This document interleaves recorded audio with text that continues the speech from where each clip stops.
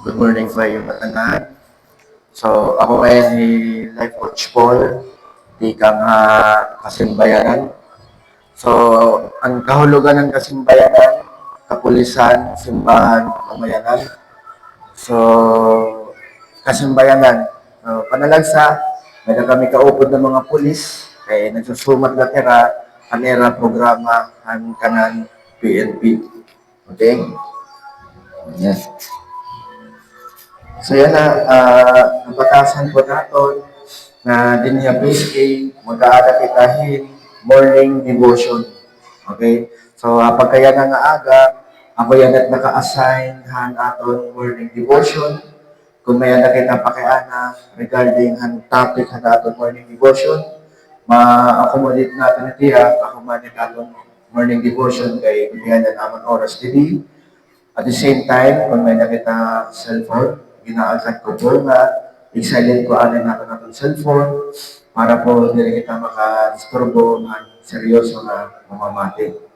Okay? So yan na, sana natin tigangan ng natin morning devotion. Tigangan po natin niyahin pag-agpo. Okay? Inaagat po ang kadaw sa ipiyong na natin mata, itugutan natin ulo, mag-agpuan kita. Ang ngaran na naamay, ang anak, ang Espiritu Santo, langit na naamay, mga salamat hindi nga aga, salamat ang proteksyon na imong ginhatag amon, ikaniha PSA, nagpapasalamat kami, han imo ginandam na morning devotion, para kami makabati, han imo pulong.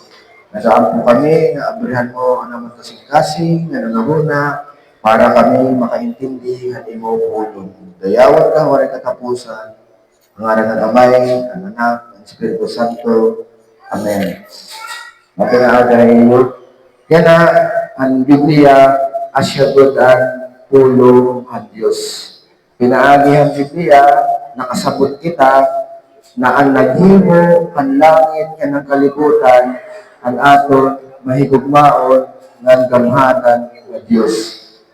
Okay? Siya na, kaya ano gintubutan ang Diyos naton, may surat ang iya tulong. Amin nga Biblia. Ano ang panuyo, kaya ano gintubutan ang Diyos na may surat ang iya. Ang mga kabato nito, ang aton Ginoo nga Hesus Kristo. Okay? So, didaha Mateo, Kapitulo 4, versikulo 4. Ito matak na, ang aton Ginoo, ginsulay ni Satanas. Ang siya nga pagsulay na iya ni Satanas, nga sila ni Satanas sa iya, kung anak ka manghod ng Diyos, ini na mga bato, himuang nga tinapay o pagkahon. Ang bato ni Hesus Kristo, didaha Mateo, Kapitulo 4, versikulo 4, asya pinang bato ng atong Ginoo. Mateo 4:4, pero bumaton ni Jesus, nasirihin ang kasuratan, nabubuhi ang tao, dirila pinaagi han pagkaon, kundi pinaagi han kada pulong nga nati kang hababa han Dios. So nasirihin ni Jesus kay Satanas, nahisurat, nakasirihin ang kasuratan na ang tao dirila nabubuhi pinaagi han pagkaon, kundi pinaagi han kada pulong nga nagawas han baba han Dios. Papakaya nga lako, kada sago kita nakaon, ang schedule ito yung pagkaon. Kada man na aton, di ba? Adlaw-adlaw. Di ba? 3 times a day, aga, udto, gabi. Saringan pulungan Diyos, diri na kita nabubuhi, pinaagi han pagkaon. Nabubuhi kita, pinaagi ha kada pulong nga nagawas sa baba han Diyos. Okay? So na, kung kada adlaw kita may oras sa pagkaon, ginaaghat kita han Diyos na maghatag in oras kada adlaw ka iya pulong. Amon gustuhan Diyos na magkinabuhi kita na kada adlaw na maghahatag in oras sa iya pulong. Hantawhan Diyos kinahadaan naging sa arang ang mga Hudyo o mga Israelites kada adlaw nagahatag hiran oras ang tulong ang Dios. Kaya nasa rin nila ang Joshua chapter 1 verse 8, nasa rin nila nga meditate on it day and night. So ang mga Hudyo aga ng gabi nagahatag hiran oras ang tulong ang Dios. Kita man lang mga hintil na diri mga Hudyo, na diri kita nagahatag han oras han tulong ang Dios. Para aton okay la nga usa ka bulan waray kita oras han tulong ang Dios. Pero ang mga Hudyo diri to pwede era kaya kay ginaghat hirahan Dios na maghatag in oras haiya pulong aga ngan gabi. Ano ang naton makukuha ng benepisyo kung kita maghahatag ang oras haniya pulong? Ang naton makukuha ng benepisyo, mga kasangkayan ko, pinaagi ang Biblia, makikilala naton ang naton Diyos. Okay? Kung mag-aaram kita haniya pulong, sugad man gihapon ng mga Hudyo handaan naging sa aran, kilala nira ang Diyos, maaram hirang sugo, at maaram hirahan mga warning, babalahan Diyos para makalikay gaba o tunglo, curse, diba? So yan na, kita ng mga hintil, siyahan, di rin kita nakilalahan Diyos, kay waray manggunhaan ng pulong. Diba? Pero yan na, adi na, ginsurat na ang Biblia para inyan nga tanan. Ang Biblia, di rin niya furniture, display, habalay. Diba? Para singgo nga, rehoso kita. Pero ang Biblia, ginaagat kita nga magbasa, mag-aram para makilala nimo animo Dios ang naghimo ang langit nga ng kalibutan. Asya itong gustuhan Dios. Magkinabuhi kita na maghatag in oras sa iya tulong. Okay? So, kung ang pagkaon nga lagi sa kasangkayan ko, naghahatag yung kinabuhi, asya nga ginaadlaw-adlaw naton, ang tulong ng Diyos, kasangkayan ko, naghahatag ya piniyahin, kinabuhi. Kung ang pagkaon ng lamisa, nakakahatag yung kusog, ang tulong ng Diyos, nakakahatag yapon ng kusog. Ang siyahan nga pagsulay ni Satanas kan Jesus, siya ni Satanas, kung anak ka manggunhan Diyos, ini na mga bato, himuwa nga pagkaon o tinapay. Anong bato ni Jesus? Diri lakita ito nabubuhay pinaagi ng pagkaon, kundi pinaagi ng kada pulong. Gusto ni Satanas na mahirayo ka ang pulong ng Diyos. Okay? Mahintungod ang pulong ng Diyos, nasa rin ang Biblia, kada usa na tawo mag-aatubang hin kamatayon.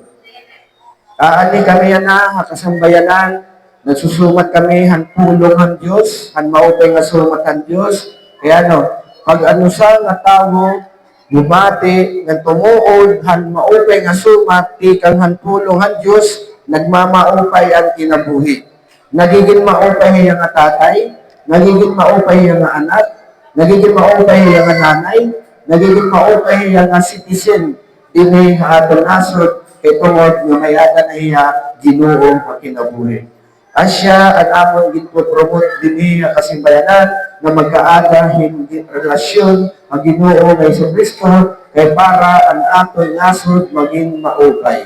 Ang Ginoo la ang may ada gahom pagpaupay ang tawo hahuna-huna nga nakasing-kasing. Okay, pinaagi ang iya pulong. Yan na, pinaagi ng Biblia kasangkayan ko na hibaro kita ng kinanhi, kakalibutan, ang aton Ginoo nga Kristo. Pinaagi ng Biblia na hibaro kita na ginraisang krus ang aton Ginoo.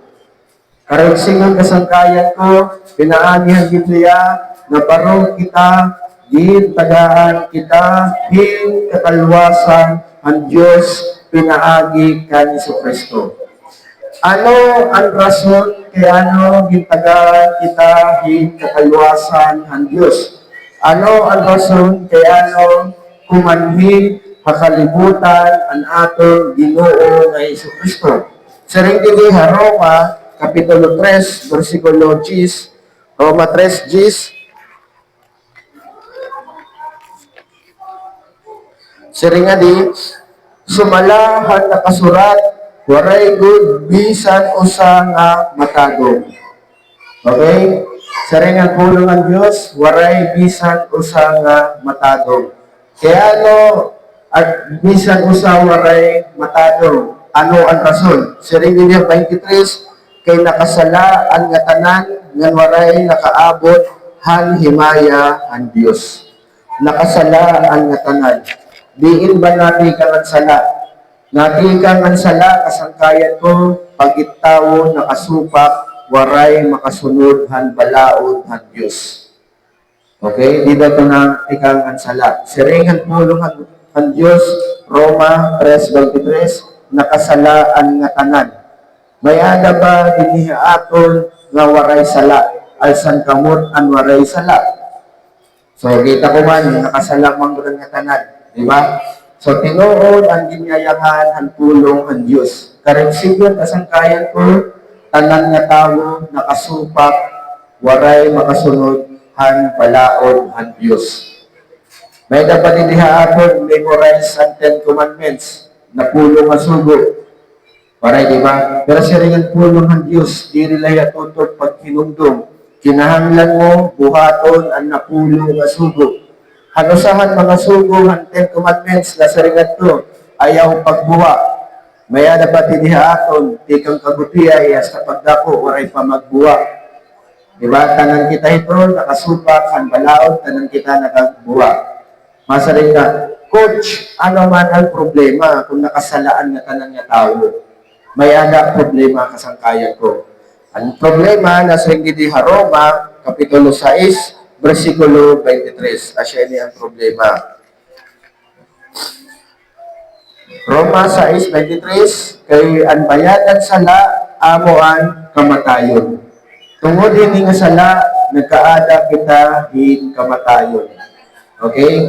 Amo ito ang resulta han sala nga iginhatag aton nagkaadang kamatayon ang tao pinaagi hin nga sala. Hanwaray pa makasala ang tao kaupod han Dios ang tao hi Adan dida ha Garden of Eden. Okay? Mayada ginhatag nga sugo ang Dios kan Adan. Siring ang Dios kan Adan. Adan, pwede mo kaunon ang tanan nga bunga ang mga puno, pero ayaw na pagkauna ang bunga ang tree of knowledge of good and evil. Kay pagginkaon mo ito, sigurado na mamamatay ka. Okay? Umabot ang panahon naging sulay sa tanas ni Adan. Umabot ang panahon, sumupak ang tao, ang sugo, ang Diyos, ginkaon nira ang pinagbabawal nga pagpakaon na era. Tika nga to, umabot na ang sala, tika nga to, nagkaatanahin, kamatayon. Okay? Mahintulog ang kamatayon, nasa ringan ginpadayan, Kapitulo 20, versikulo 14. Nasa rin di, ang lanaw ang kalayo, amo ang ikaduha nga kamatayon. Ang pulong ang Diyos, mga kasangkayan ko, nagsusumat haaton na ang impyerno, ikaduha iya nga kamatayon. Ang impyerno po, ikaduha nga kamatayon. So yan na, hanwaray pa, makasala ang tao, kaupod ang Diyos ang tao, dida ha Garden of Eden. Magkaupod hera. Pero han panahon nga nakasala nga ang tao, ano natabo? Ang ginhimo han Diyos, okay? Ang ginhimo han Diyos, ginpagawa siya ha Garden of Eden, hino, hi Adan. Okay? So yan na, makikita natin, mahintungod hindi nga sala, ang relasyon ng tao nga ng Diyos, hirayo na. Okay? Mahintungod hindi nga sala. Yan na, may adat lugar nga ang tao pwede permanente nga harayo na ng Diyos. Amot yung tinatawag nga impyerno.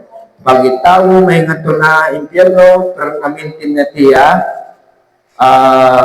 harayo ang Diyos. Labot lang nga permanente nga harayo, maaga to bang hiyahin kapurian, kasakit, kay tungod han pagsirot han sala o kaparusahan han sala. Okay? So yan na, ano ang rason kay ano kinanhi Hesus Kristo? Maarang kita na kinanhiya. Siring ni Jesus, Juan Kapitulo 3, versikulo 16.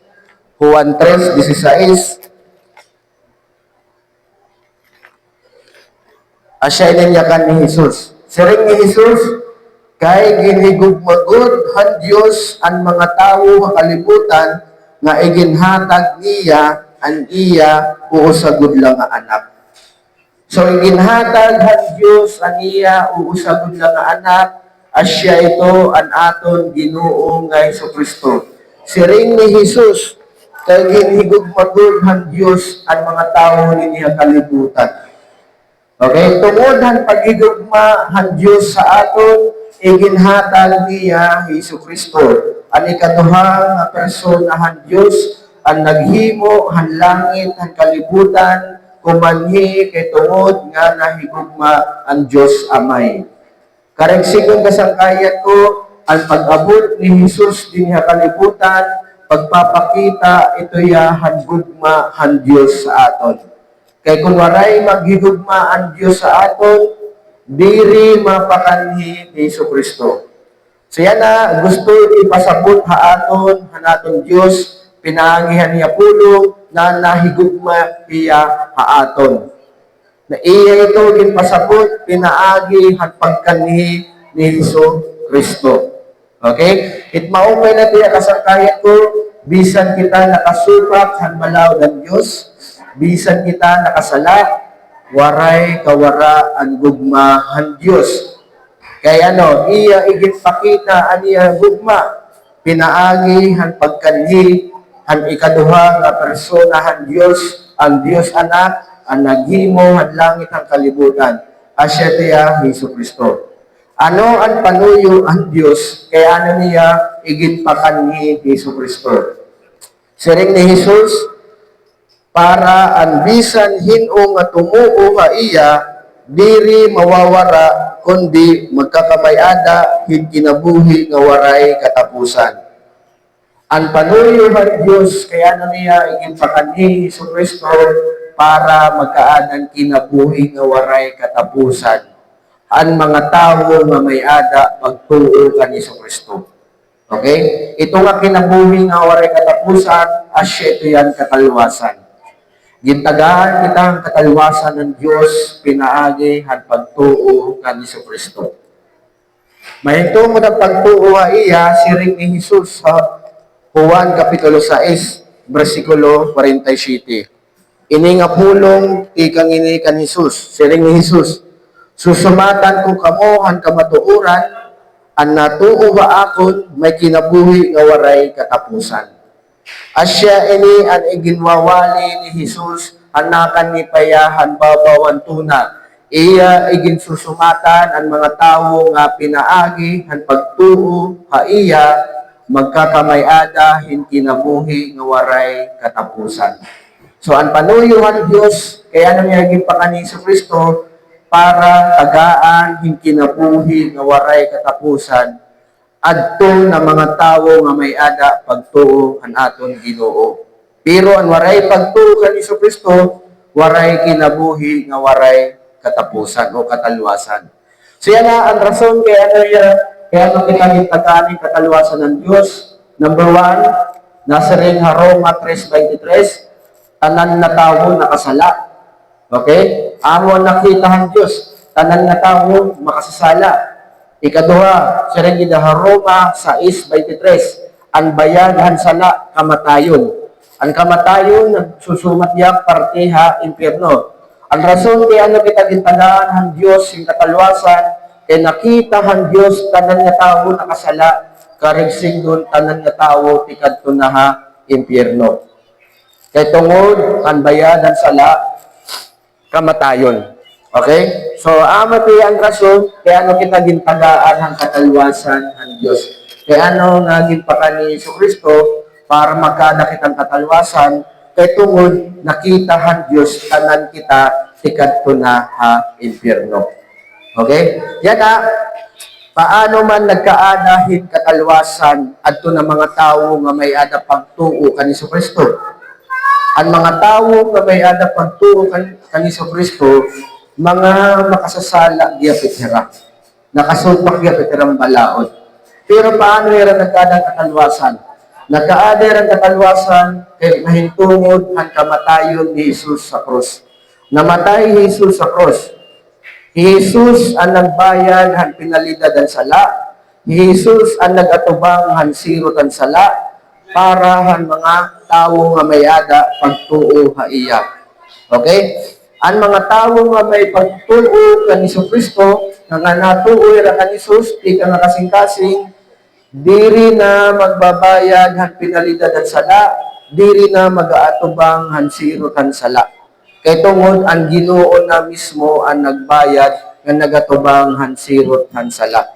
Kung ikaw ito yan nasangkay, may nakakasing-kasing na pagtuo kan Hesus Kristo, tinuo ka nga ginpakan niyahan Dios, nahiya Diyos anak, hiyaan ginpadarahan Diyos para natong katalwasan, ginkarawat mo tiya, di ka ngayon mo kasing-kasing. Karigsikon kasangkayan ko, diri na ikaw magbabayad han pinalidad han imo sala, diri na ikaw ang mag-aatubang han sirot han imo sala. Kaya ang nagbayad na han pinalidad han imo sala, ang nagatubang na han sirot han imo sala, ang imo na Ginoo nga Hesus Kristo. Diri na waray ibang nga tawo kundi Hesus Kristo lang. Okay? So amat tiya kasangkayan ko na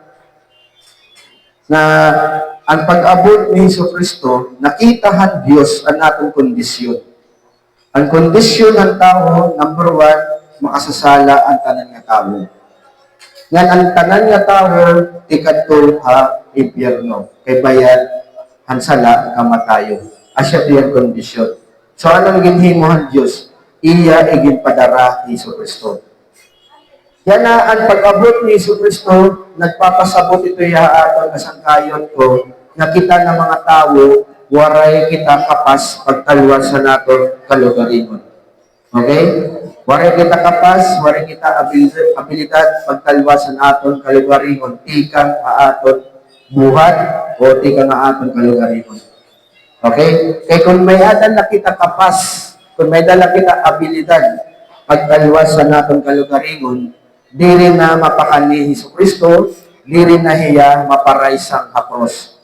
Pero ang pag-abot ni Jesus, aniya kamatayon ha krus, asya tiyan nagpapasabot aton mga kasangkayan ko, nakita ng mga tao, waray kita kapas. Okay? Waray kita mahihimo. Tanan kita tikadto na impyerno kun waray ang bulig han Dios. Okay? Siya na nakita han Dios nga waray kita kapas, iya igin talwas kita pinaagi kan Hesus Kristo. Namatay Hesus Kristo ha cross, igin lubong niya, tulo ka adlaw, ginbanhaw ang aton Ginoo. Aniya pagkabanhaw, kumita ni Pedro, ni Apostol Pedro. May usa ka higayon, sobra 500 nga tawo ang kumita kan Hesus nga buhi na banhaw. Orhi nagpakilaya kan Apostol Pablo. Si Apostol Pablo, dili siya magturuo kan Hesus Kristo. Dati siya nagpapakuri ang mga tawo ng Diyos. Pero han panahon nga nagpakita Jesus sa iya, di dahil nagkaadahi pagtungo kan Hesus Kristo. Nga ni Apostol Pablo, usa na siya han mga mag-upay nga apostol ni Hesus Kristo. Ano na akong karimsin kasangkayan ko? Gusto ko ka mo sumatan kasangkayan ko na ang aton Ginoo nga Hesus Kristo diri patay. Buhi it aton Ginoo nga Hesus Kristo na yan na ang aton Ginoo aadahiya ang tuo ang Diyos Amay. Nalingkod hiya kanto. Nga nasa rin ni Jesus, mabalik hiya. May ada ikaduha nga pagkanhi niya. Tinatawag na second coming. Haniya pag-abot, nasa rin ang pulong Diyos at siya tiyang orhin ng mga adlaw.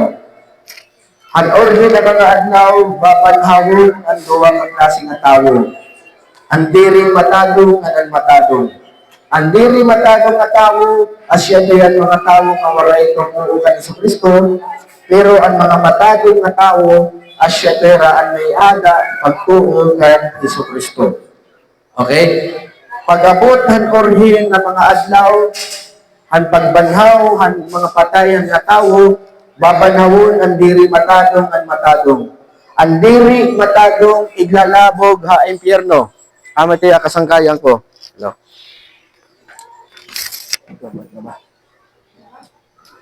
Lobat na. Ang diri matadong nasa ring ang pulong ang Dios iglalabog hiya didto ha impyerno.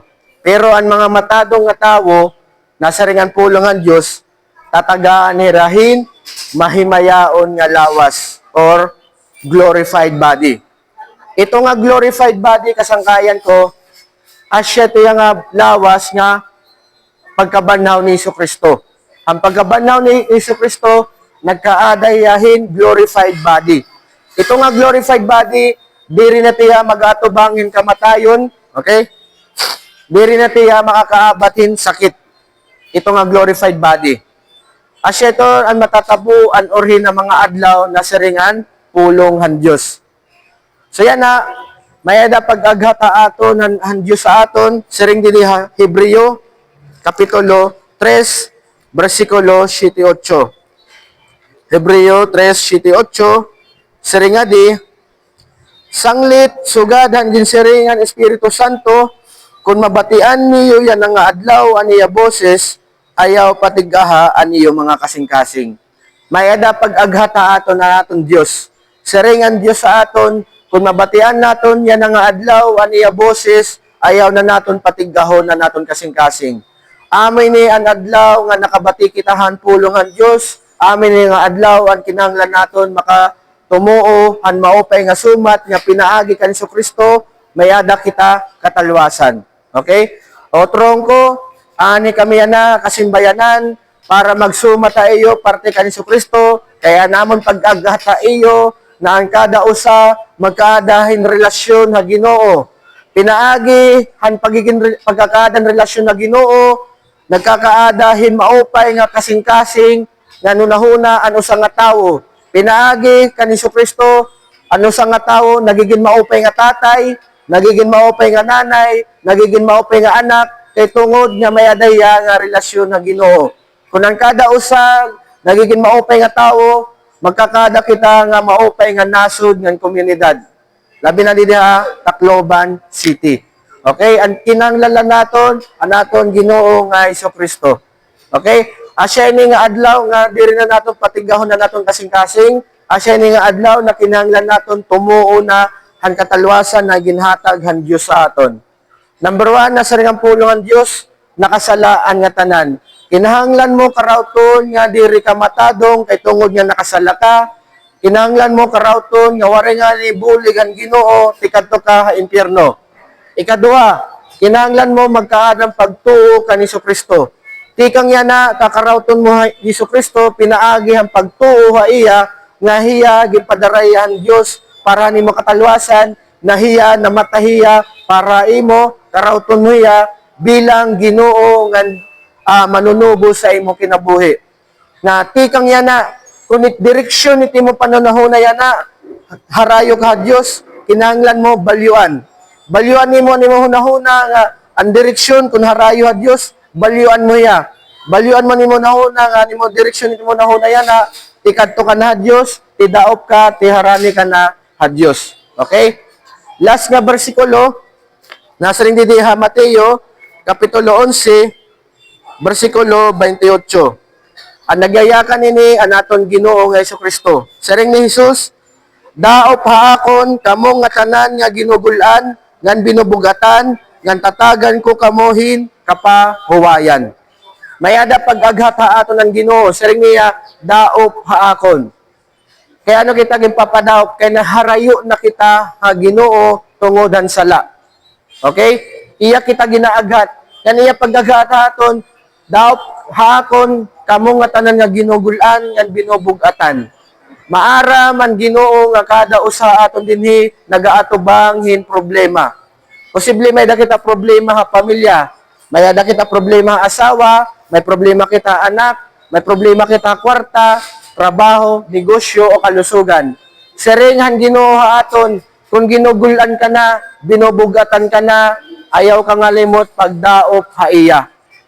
Okay? Ano natatabo kasangkayan ko ang tao nga may problema nga diri na daw pag Ginoo? Ang natatabo ha era, kadaman ha era, nauhulop, nawawarayan hin paglaom. Okay? Asya ni ang adlaw yan na kasangkayan ko na gintatawag kitahan natin Ginoo, nga dumaop na kita iya, nga diri na kita magkinabuhi ang aton kalugaringon, kundi magkikinabuhi na kita tikang han kaburuton ng Diyos, pinaagi han iya pulong. Okay? Dinihababawan to na temporaryo la kita. Tanan kita dinhi magatubangan kamatayon. Ang permanente naton nga orok yan, it's either langit or impyerno. Pero ang pulong ng Diyos nagsusumat aton para kita makakarawatan kapasayloan ng sala, kinahanglan naton magkaada kin pagtuo kan Kristo. Nahigits pa ba ya? Kinahanglan mo karawton ni Kristo bilang usan nimo nga Ginoo nga manunubos sa imo kinabuhi. Okay, karawton mo ya ha imo kinabuhi nga tikang yan na ang Ginoo nimo kinabuhi diri na ikaw, diri na tim asawa, diri na tim anak, diri na tim trabaho, diri na tim negosyo, diri kwarta, kundi animo na Ginoo kinabuhi, ang tinuod nga Ginoo, siring pa King of Kings, Lord of Lords, asyetiya ni Jesus Christ. Okay? So, inagat ko ang kadausan na magkatok daw, mag-ampula kita. Okay, closing prayer kita. Ipi yung tagpuan naton mata, idukutan naton ulo, magampo kita. Kung may adaman diding nagkaadan pagtuo kan Kristo, kinasing-kasing nga pagtuo, ginaagat ko kamo nga alsaw mo mala or tuo nga kamot. Okay, magampo kita. Hangaran na Amay, Hananak, and Espiritu Santo, langit no na Amay, nagpapasalamat kami ni nga aga. Salamat nimo pulong nga nakasabot kami nga ikaw nahigugmaamon imo gimpakan ni Kristo para namong katalwasan. Nagaampo ko Dios sa mga tawo nga may ada kinasing-kasing nga pagtuo didahar ka ni Kristo, buligan mo anera pagtuo nga magtubo, proteksyonan mo anera pagtuo ti ka nga kaaway. Nagaampo ako ang empleyado ang PSA nga bendisyonan mo ang pamilya han kada empleyado han PSA. Kung may daman nila kinahanglan, financial man o kalusugan, ikaw ang mag-provide na era, provide na era financial, yan katambalan na era lawas. Ginaampo ko, yan ang adlaw na magkadan maupay ang transaksyon din niya PSA. Dayawon ka, wari katapusan, ginampo ko niya, hangaran ng Amay, Anak, and Espiritu Santo. Amen. Alam po kita magkalingkod. So yan na, may nakulaya hataga yung feedback form. Pwede po niyo ibutang din yan iyo prayer request, okay? Yan comment, yan contact number.